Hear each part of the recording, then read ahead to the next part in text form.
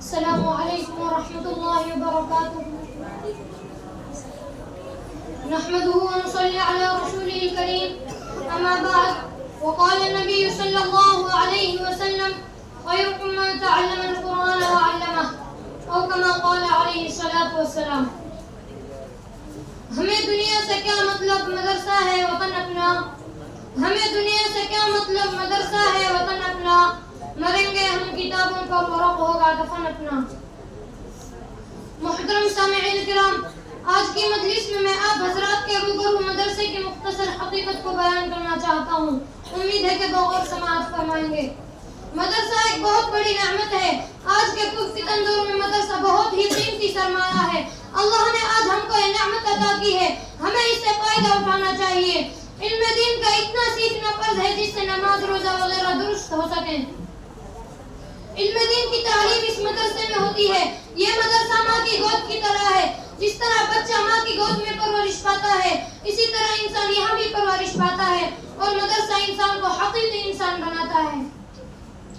یہ مدرسہ چند افراد مل کر بناتے ہیں اور مدرسہ کئی افراد کو بناتا ہے.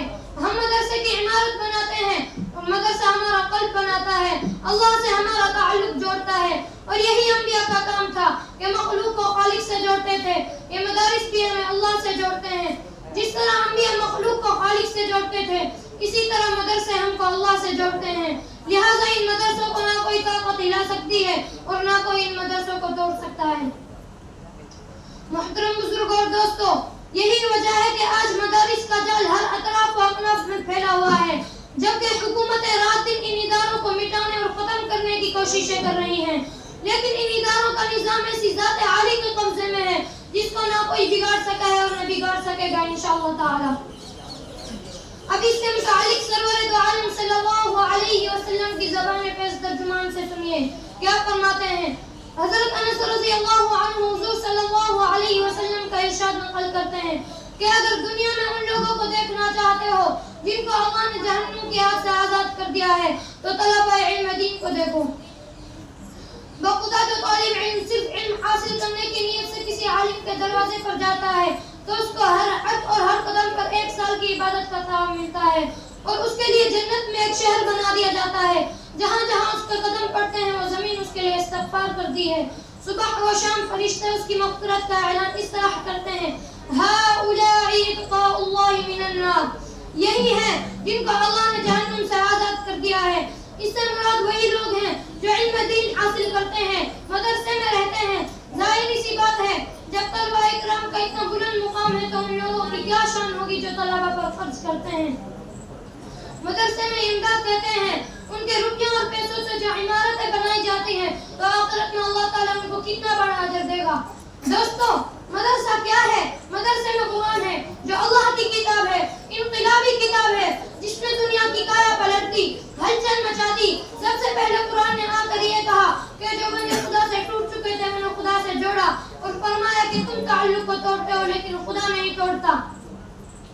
چنانچہ اگر خالق کا مخلوق سے تعلق نہ ہوتا تو قرآن نہ بھیجتا. قرآن نے بھٹکے ہوئے لوگوں کو راہ دکھائی، زمانے کو خیر القرون بنا دیا اور قرآن قیامت تک آنے والوں کے لیے مشعل راہ بن گیا. قرآن کریم کا کتنا بڑا احسان ہے کہ حضور صلی اللہ علیہ وسلم کو محمد بن عبداللہ سے محمد الرسول اللہ اور خاتم النبیین بنا دیا. بہرحال ادارے کا مدار طالب علم اور مدرس پر موقوف ہے. تعمیر سے اونچائی نہیں آتی. اس ادارے کا رشتہ اصحاب صفہ سے چلا ہوا ہے جس کے معلم سرور دو عالم صلی اللہ علیہ وسلم تھے اور جس کے طالب علم حضرت ابو بکر صدیق رضی اللہ عنہ اور حضرت فاروق اعظم جیسے تھے. ہم یہ فخر سے کہہ سکتے ہیں کہ اولئک آبائی فجئنی بمثلہم. کیا کوئی یونیورسٹی سے فارغ ہونے والا اس طرح کا فخر کر سکتا ہے کہ یہ وہی دینی ادارہ تھا جہاں جبریل علیہ السلام خود طالب علم بن کر استفادہ کے لیے آئے تھے اور کہتے تھے کہ ایمان اور احسان کیا چیز ہے، قیامت کب آئے گی؟ تو اس مرکز میں طالب علم بن کر حضرت جبریل بھی آتے رہے. ایسا نہ کوئی پیش کر سکا اور نہ قیامت کر سکے گا. دوستو، مدرسے کی قدر کرو. تم نہ کرو گے تو خدا دوسروں کو پیدا کر دے گا. حضور صلی اللہ علیہ وسلم کی توجہ اور دعا ساتھ ہے. ادارہ نہیں مٹ سکتا اور جس کا تعلق ادارے سے ہے وہ بھی نہیں مٹ سکتا. لہذا اس کے قدر کرو اور اس سے تعلق جوڑو. اللہ تعالیٰ ہمیں دینی اداروں کی قدردانی کی توفیق عطا فرمائے. وآخر دعوانا الحمدللہ رب العالمین. السلام علیکم ورحمۃ اللہ وبرکاتہ.